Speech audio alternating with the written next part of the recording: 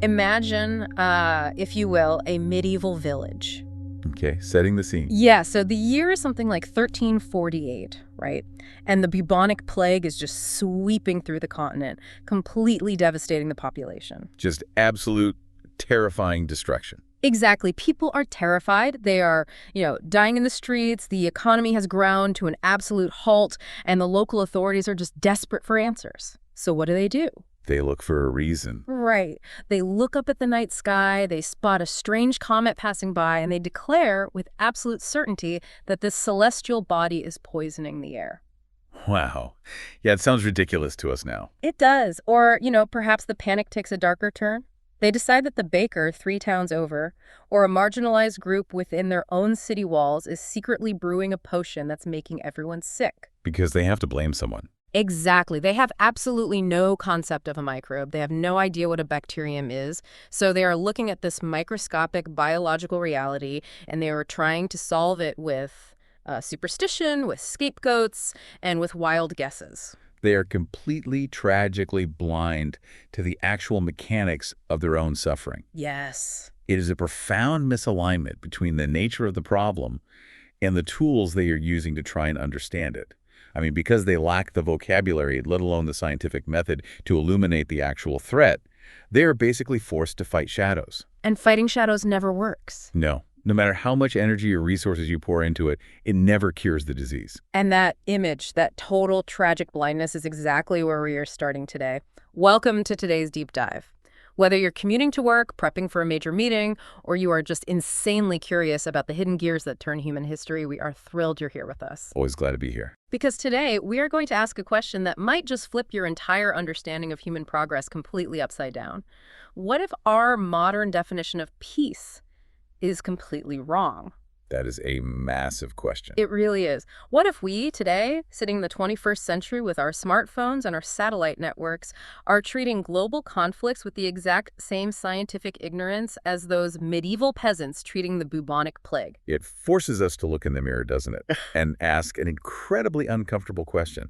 Are our most sophisticated geopolitical strategies, our endless summit meetings, and our complex international treaties fundamentally just modern versions of yelling at a comet? Yes, that is exactly what we're digging into. Our mission today is to explore a profound and honestly somewhat hidden philosophical framework about the true nature of peace.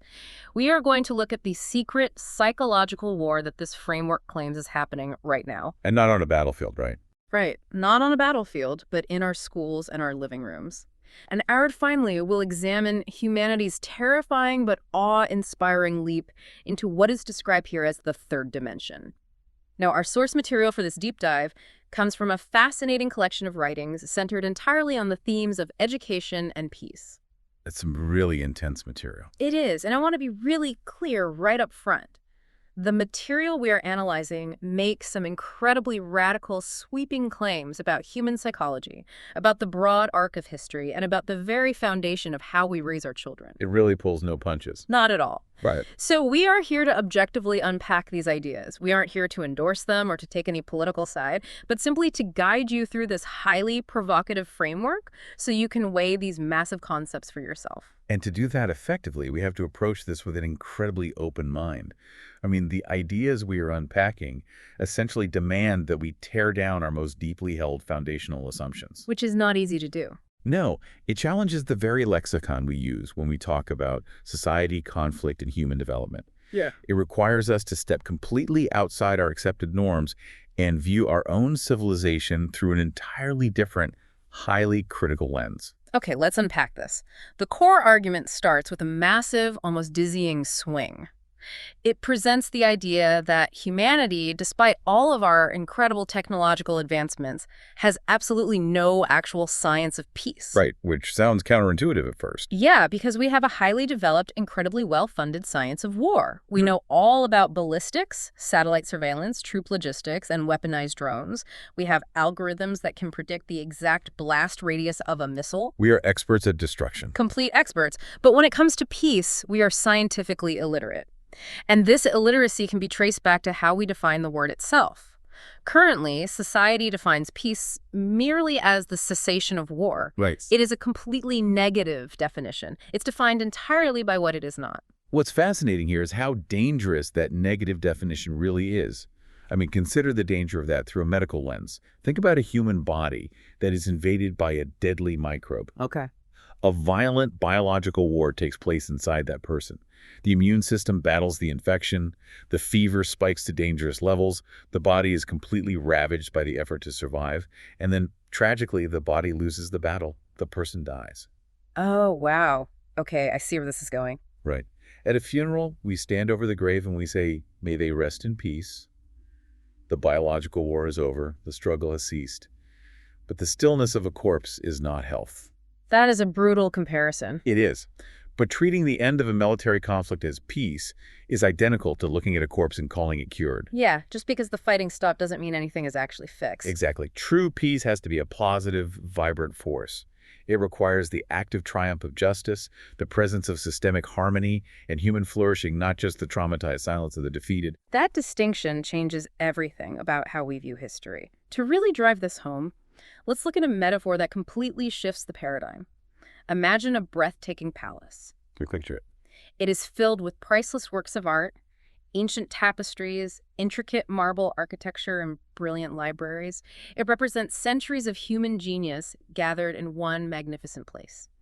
Now imagine that palace is set on fire. A total disaster. Right. The flames consume the paintings, the roof collapses, the gold melts. It is an inferno. Eventually the fire burns itself out, but only because there is simply nothing left to consume. The fuel is gone. Exactly. What remains is just a heap of glowing, choking ashes and toxic black smoke. And humanity walks into that suffocating smoke, looks around at the absolute ruins and says, "Ah, finally, peace." We are literally confusing the aftermath of total devastation with a state of harmony. Yeah. It's so twisted when you think about it.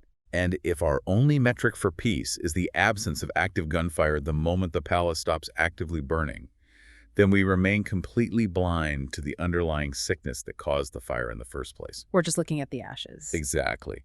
History is largely taught as just a long cyclical ledger of victories and defeats. The winners dictate the terms, and the losers harbor deep generational resentment. It is a cycle of simmering subjugation that we falsely label as peace. And until we break that illusion, a true, scientifically understood peace will always remain completely out of our reach. Which is terrifying. Which opens the door to a concept that I found absolutely mind-bending in the source text. It's the idea that we are living in a state of moral schizophrenia. Moral schizophrenia, that's a strong phrase. It really is. It means we exist in a society that suffers from a bizarre, deeply ingrained moral contradiction. Think about it. On one hand, we give incredible praise, massive grants, and Nobel Prizes to a scientist who spends their entire life looking through a microscope to discover a life-saving serum. Right, they are heroes. We laud them as the ultimate heroes of humanity.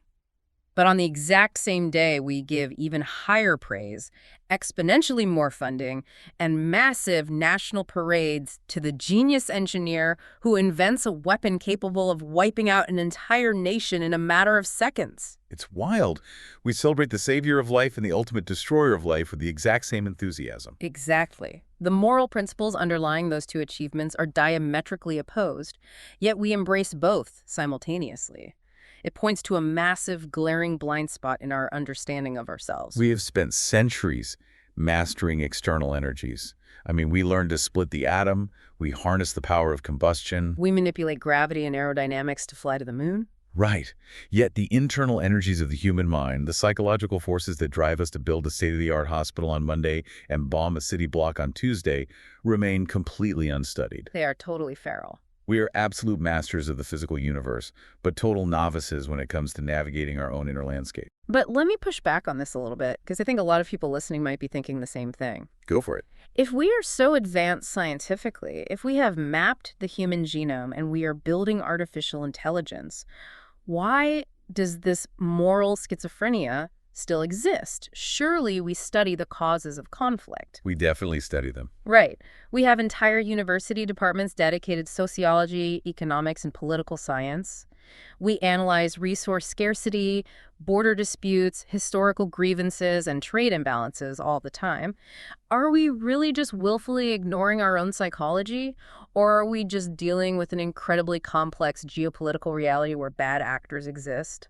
That is exactly the friction point. We do study those things obsessively. We map out economic disparities, labor injustices, and territorial disputes with incredible precision. So what's missing? The underlying argument here is that those social and economic factors, the very things we usually blame for war, are not the actual root causes. They are just the lit fuse. Ah, the lit fuse. Yes, they are the final, visible spark right before the explosion.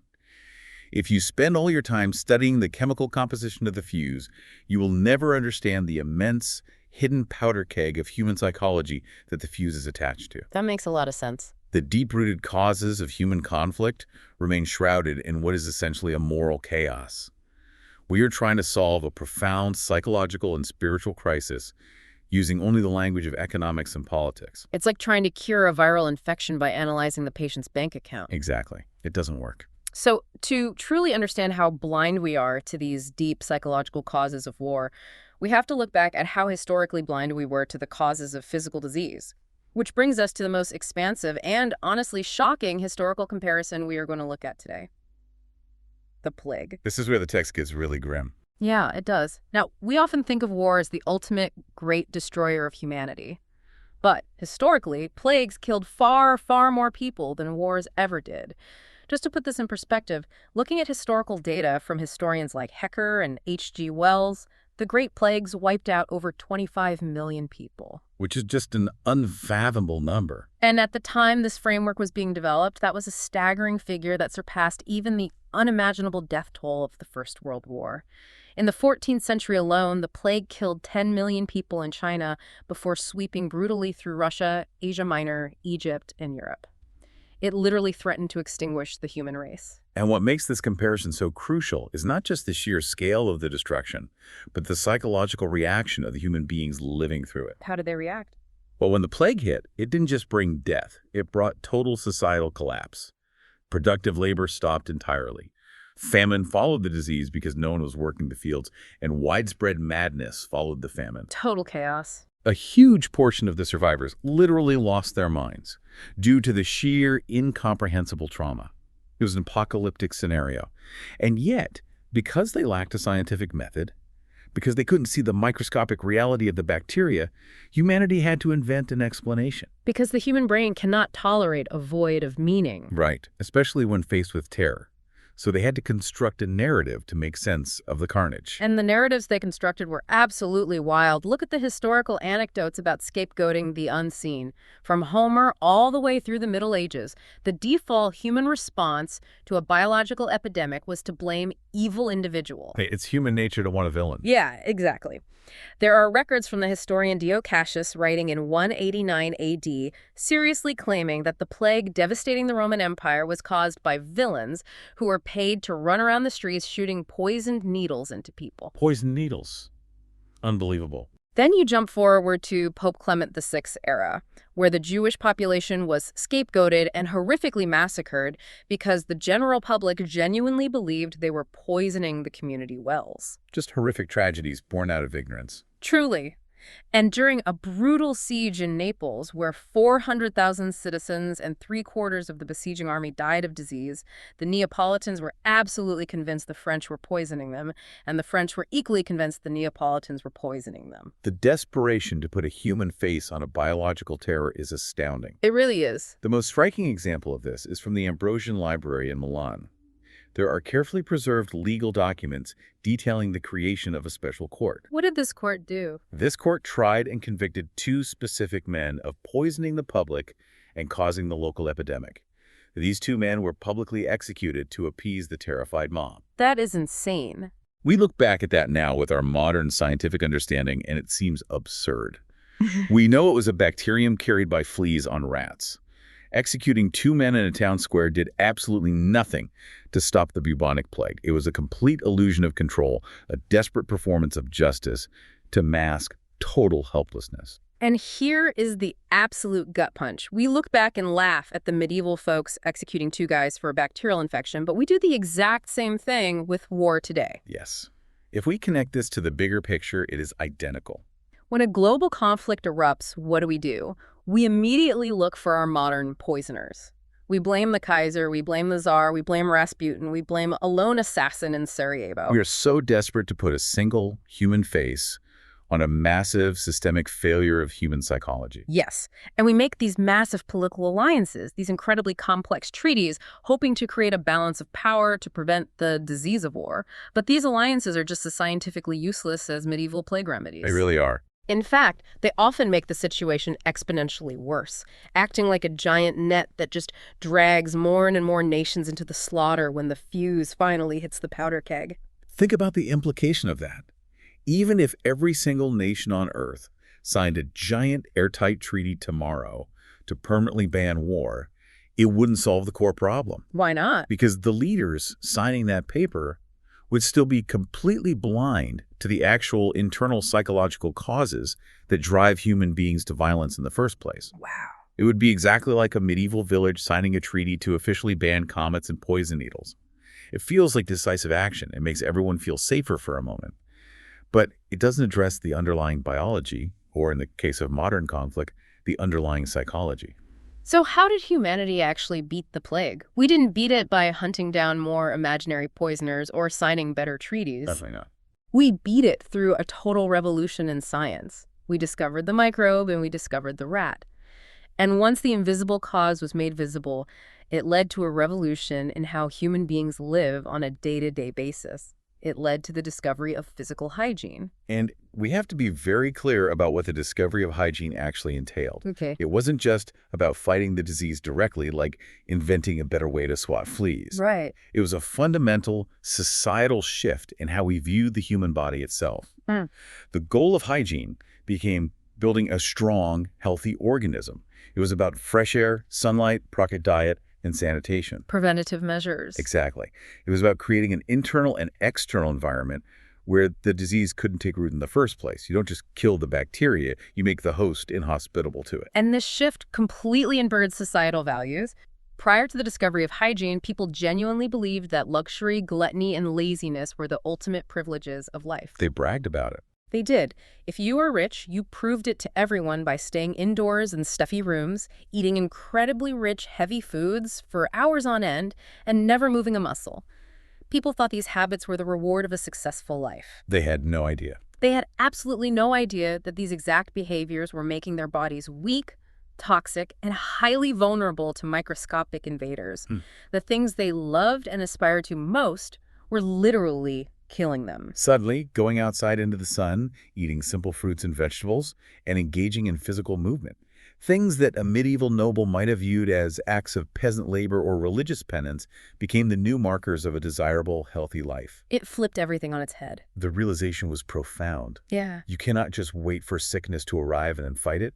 You have to actively, daily cultivate health. So, bringing this back to the core argument about peace, the assertion here is that while we have mastered physical hygiene, we are currently living in the absolute Middle Ages of moral hygiene. The Middle Ages of moral hygiene. Right.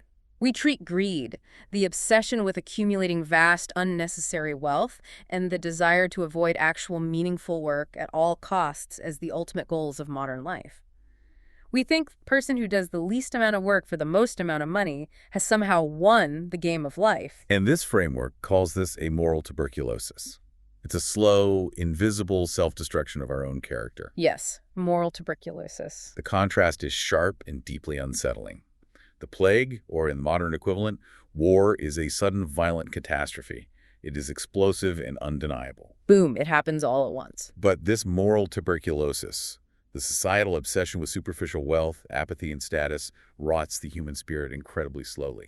It's insidious. It sneaks up on you. In its early stages, much like literal tuberculosis, it might even masquerade as a passion for life and pleasure. The flushed cheeks of the TB patient mimic the glow of health. But beneath the surface, it is eroding the individual's vitality. That is a chilling comparison. This slow rot leads to a total loss of reason, a state of moral paralysis where society willingly surrenders to sweet illusions while wandering blindfolded toward the edge of a cliff.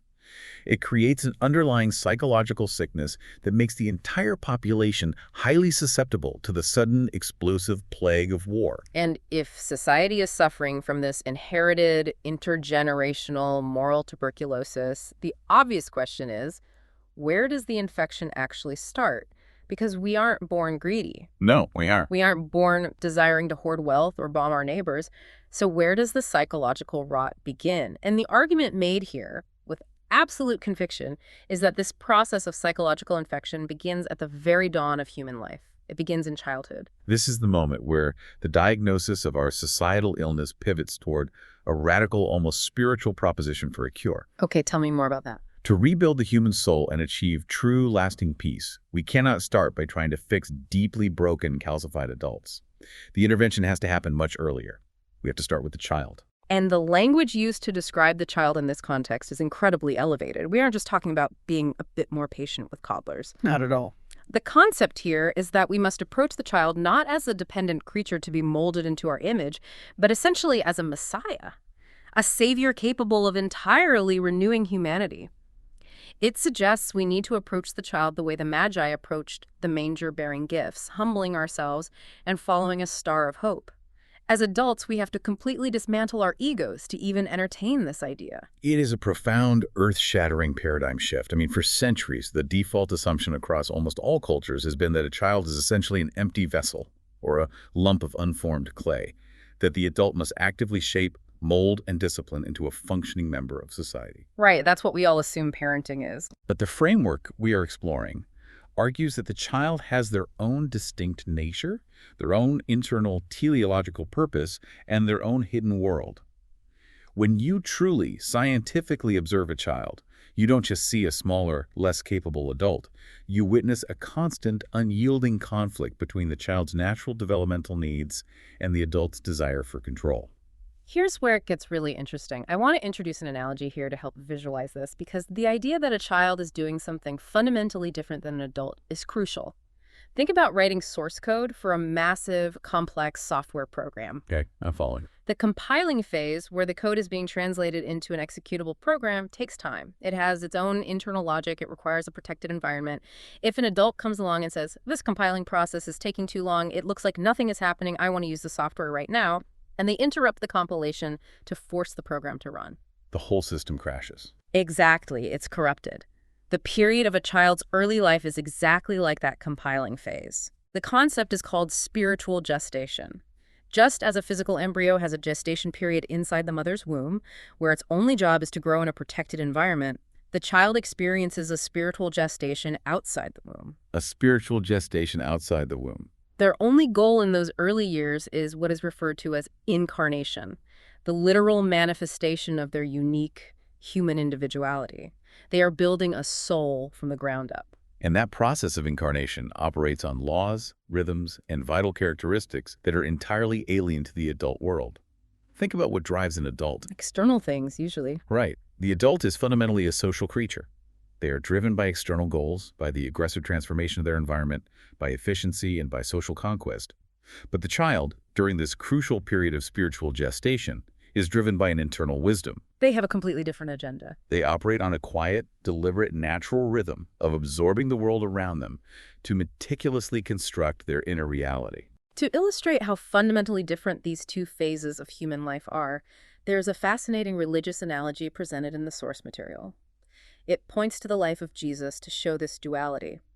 Society celebrates Christmas entirely separately from Easter. That's a really interesting point. Yeah, Christmas represents the incarnation, the child phase, the young boy astonishing the learned elders in the temple not with schooling, but with innate internal wisdom.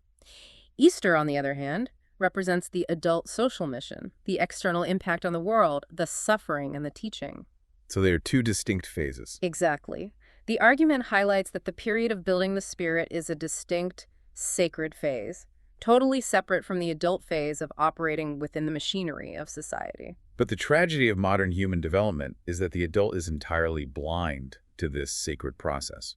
Because the adult is constantly operating on a frequency of aggression, efficiency, and social conformity, they look at the child's natural, deliberate rhythms and see them as errors. They see a bug in the code. Exactly. They see the child's repetitive actions, their need for order, or their deep concentration on seemingly trivial things as inefficient, messy, or disobedient.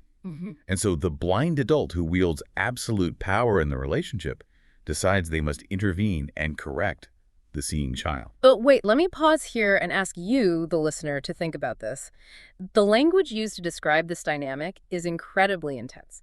It goes as far as to call traditional education and traditional parenting a sacrilegious enslavement. That's a very heavy term. It is. It claims that adults literally crush the child. Isn't that a bit extreme? I mean, most parents and teachers fiercely love their kids. They're just trying to help them survive in a tough, competitive world. What exactly is the well-meaning adult doing in this framework that is considered so incredibly destructive? It sounds extreme because it challenges our most deeply held instinctual assumptions about caregiving and authority. It is important to note that this is not an accusation of intentional malice. Parents and teachers are not the villains. They are just deeply misinformed. Okay, so it's a systemic issue. It is a systemic, catastrophic misunderstanding of human development. The adult, acting out of a desperate desire to socialize the child and prepare them for the real world, forces the child to conform to society's rigid mold long before the child's internal incarnation is complete. They interrupt the compile process. Yes. The adult demands immediate obedience, imposes arbitrary schedules, and constantly interrupts the child's deep concentration. And how does the child react? To survive this constant, overwhelming suppression by the all-powerful adult, the child has to adapt. And how do they do that? The child learns to hide their true self. They take their innate, passionate love for order, their deep intrinsic desire to work and discover, and they bury it deep into their subconscious. Think back to when you were young. Think about a time you were intensely fascinated by something, maybe sorting rocks or watching a bug or drawing a wildly complex, illogical picture, and an adult rushed you along because it was time for dinner or told you to stop making a mess. You bury that instinct just to survive the environment. Precisely. The child creates a false, compliant self to appease the adult and ensure their own emotional and physical survival. And this forced suppression creates a deeply fractured psyche. It breaks them. It leaves the soul stunted. The child reaches biological adulthood not as a fully integrated, healthy human being with a strong internal compass, but as a fragmented individual who is completely alienated from their own internal drives. And this suppression isn't just a sad psychological footnote for the individual. This is where the ideas tie directly back to the burning palace and the plague. This fracturing of the psyche in childhood is the direct manufacturing process for the mercenaries who will fight the next war. It's a pipeline. It is. If you want to know where the willingness to bomb a city or blindly follow a dictator comes from, you don't look at political treaties. You look inside a traditional classroom. This is where the theoretical critique becomes intensely uncomfortably practical. The pathology leveled against traditional schooling systems is devastating.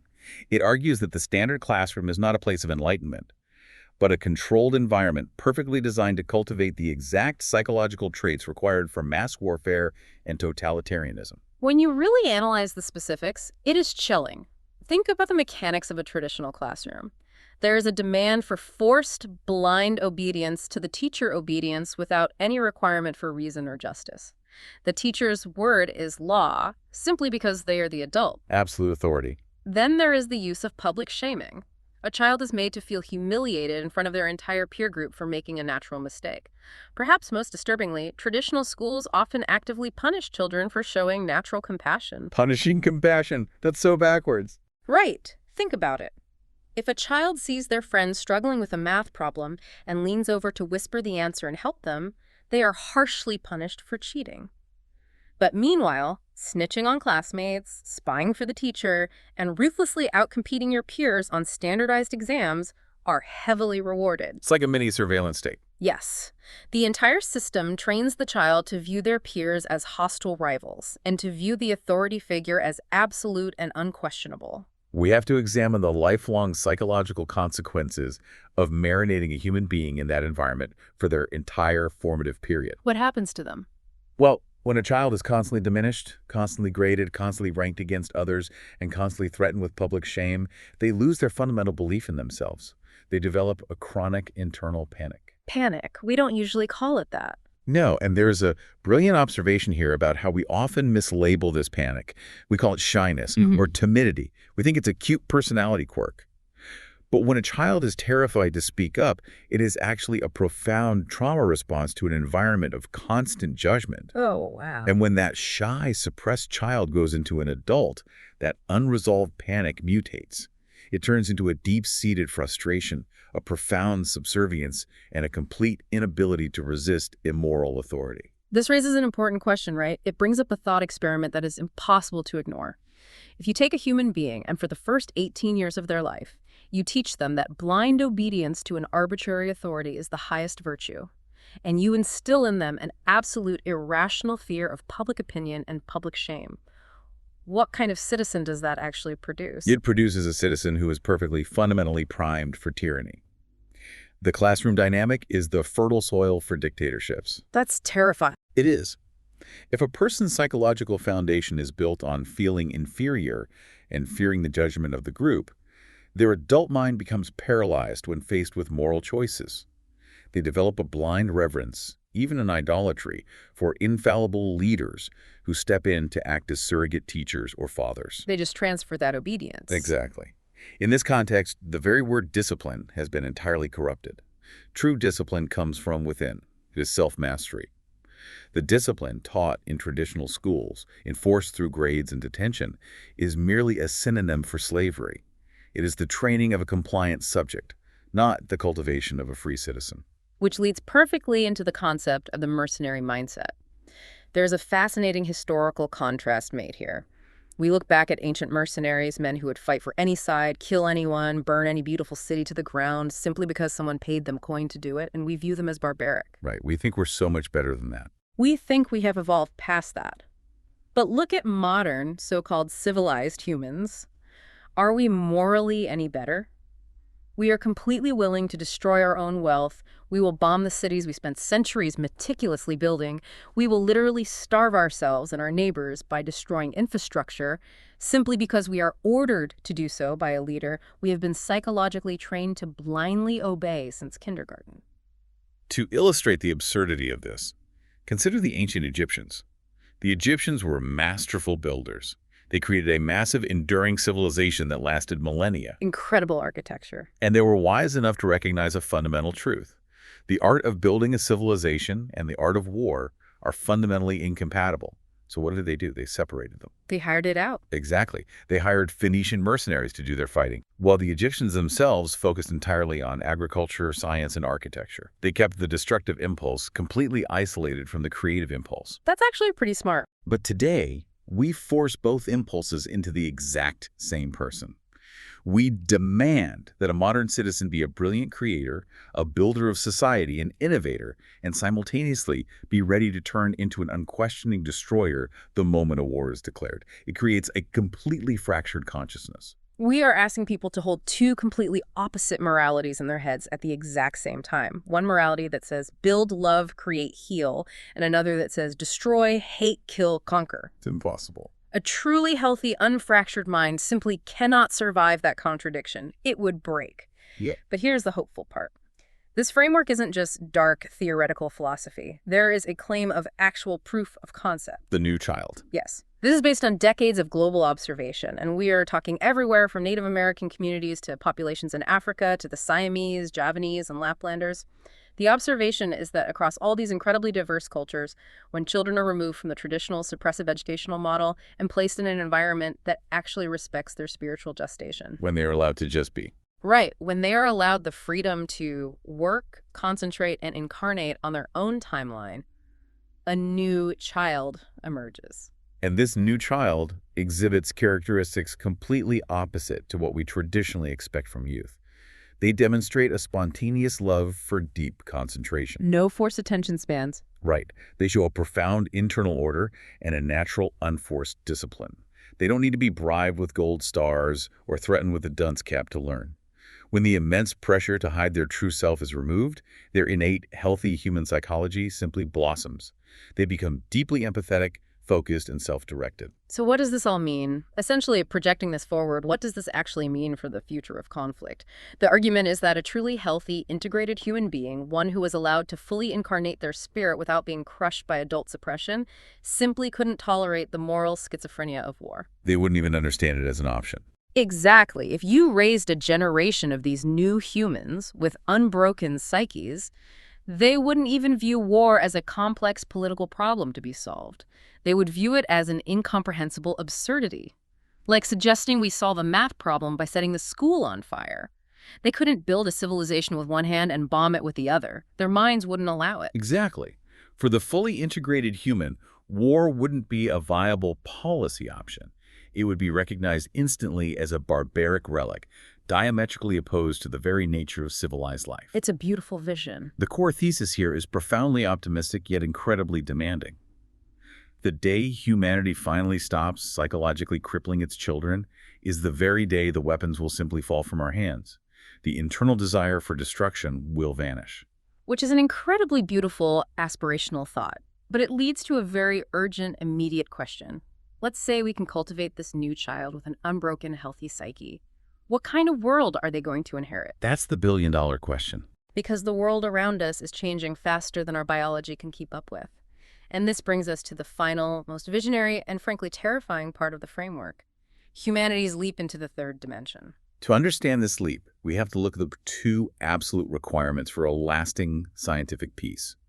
The first, as we've discussed at length, is the new human, the psychologically integrated, unsuppressed individual.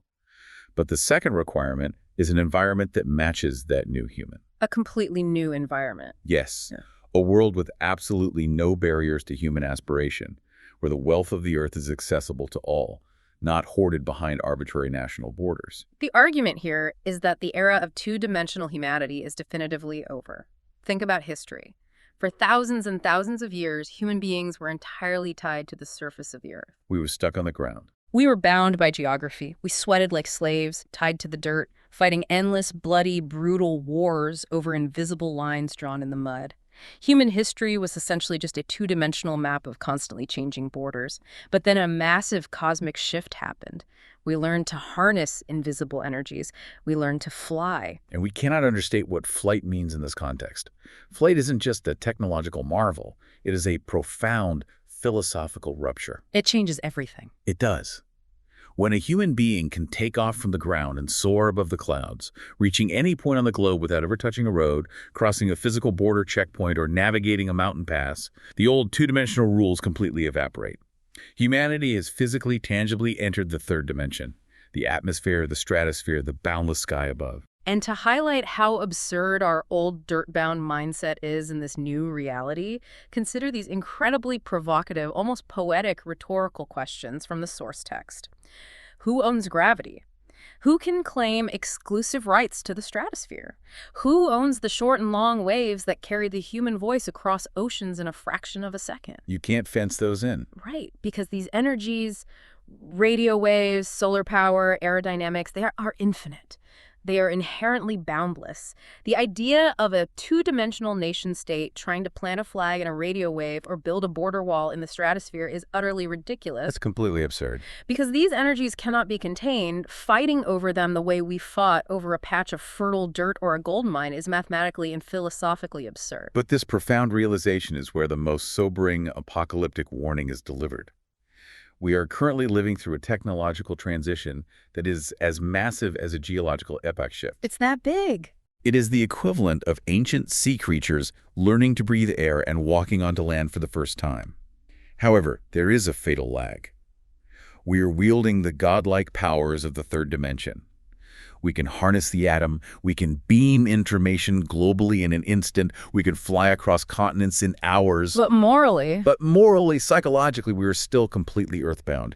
We are still acting like those terrified medieval peasants, or worse, like suppressed, obedient, fearful school children trying to please a tyrannical teacher. it's the ultimate modern analogy. It is exactly like giving a toddler a loaded cosmic weapon. That's exactly it. We have the technology of gods, but the emotional regulation of traumatized infants. If a humanity that still suffers from moral schizophrenia, a humanity that still idolizes destructive geniuses and blindly obeys dictatorial authority, if that humanity gets its hands on the boundless power of the third dimension, we're doomed. There is a specific, chilling warning about weaponizing this knowledge.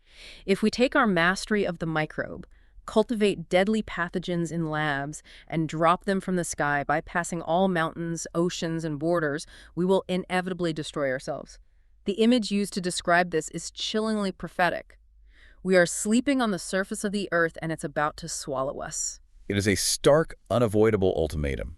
The power we have unlocked requires a unified, globally conscious, psychologically healed human species to wield it safely. The two-dimensional borders that used to contain the blast radius of our conflicts have completely dissolved. There's no containment anymore. None. If our moral and psychological development doesn't immediately catch up to our technological development, the very tools of our potential liberation will become the instruments of our absolute annihilation. We simply cannot survive the third dimension with a two-dimensional soul. That is incredibly heavy, and it demands so much from every single one of us. Let's take a breath and recap the massive journey this deep dive has taken us on today. We started by completely challenging our default definition of peace, realizing that simply calling the smoldering ash of a burned palace peace is a fatal, negative illusion. It's just a pause in the violence. Exactly. True peace must be a positive state of moral health, the active daily triumph of justice. We then explored our profound historical blindness. We compared our modern geopolitical finger-pointing to medieval peasants blaming individual scapegoats for the bubonic plague. The poisoners. Right. We realized that our societal obsession with superficial wealth and our active avoidance of true inner work is actually a form of moral tuberculosis, a slow sickness rotting us from the inside out and making us vulnerable to the sudden plague of war. From there, we uncovered the hidden, secret war happening right now in our living rooms and our classrooms. We saw how the aggressive, blind adult acting out of a desire for efficiency rather than malice crushes the delicate spiritual gestation of the child, forcing conformity and burying their true self. The forced compliance. Yes, and we saw the devastating result of that traditional schooling. The mass manufacturing of psychologically fractured adults trained in blind obedience, terrified of public opinion, and perfectly primed to act as compliant mercenaries for the next dictator. And finally, we looked up at the sky. We acknowledged humanity's awe-inspiring leap into the boundless third dimension of flight and invisible energy. But we recognized the terrifying immediate crisis. We are wielding cosmic, borderless technology while remaining tethered to a primitive, territorial, and deeply traumatized psychology. So why should you, the listener, care about a dense philosophical framework on education and peace? Why does this matter for your commute, your workday, or how you interact with your family tonight? Because every single day, you interact with the potential new humans. The next generation. The children in your life, your community, your schools. And every single day, you have the opportunity, and frankly the urgent obligation, to audit your own moral hygiene.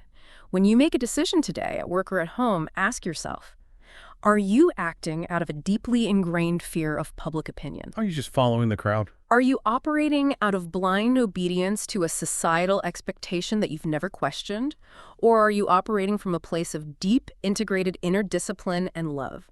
Are you acting like the terrified medieval peasant looking for a comet to blame? Or are you doing the hard, necessary work of looking through the microscope at your own psychology? It demands an active, relentless daily participation in the evolution of our own consciousness. We are not passive observers in this historical transition. We are the exact fulcrum upon which the survival of our species balances. And I want to leave you with a final provocative thought, something inspired by this framework, but looking even further ahead into our immediate future. We talked about how the invention of radio waves and airplanes dissolved physical borders, demanding a new, globally unified human just to survive those inventions. A third dimension. Right. Now think about the world we are building right this very second. Think about the digital world, the internet, total global interconnectivity, artificial intelligence, quantum computing. These are the ultimate borderless technologies.